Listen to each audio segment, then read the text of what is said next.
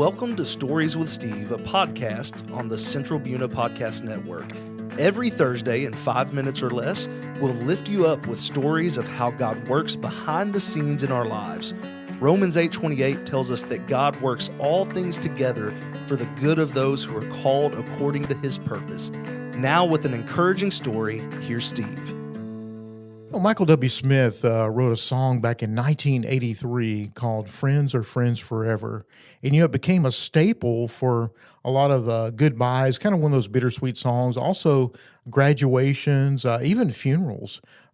Thinking about how people just come and go in our lives, right? God gave us the gifts of friendship in our life to something to people to help us, and we're to be a blessing too.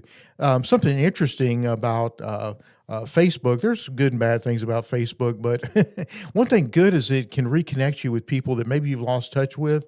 And recently, something kind of cool happened to me. A couple of guys that I went to elementary school found me on Facebook. One guy named Billy. He said, "Hey, did you go to such and such elementary school back?" And I said, "Oh, yeah." And I remembered him. We used to sit next to each other, kind of cut up in class. And I think it's cool that we connected. And he went in the military and told me, I think he's a recruiter now and does stuff. And then another guy reached out to me recently, a guy named Nick, and he was just a really good friend. We played football. He said, "Yeah, I still have this image of you playing football out in the mud, and it's kind of cool." And then he became like a big fashion designer or something. Like, wow, I never thought he would do something like that, but it's cool to reconnect. Another good story, I was in a grocery store in Houston. I think I was wearing a suit that day, and you know how people are staring at you, and you're like, "Why is that person staring at me?" This guy looked at me, and he walked up to me and said, "Hey, are you Steve Hicks?" "Yeah." And he says, "You don't remember me, do you? And my name is Charles." Well, his name was Charles, but we called him Chipper back in school. And again, we went to elementary school together.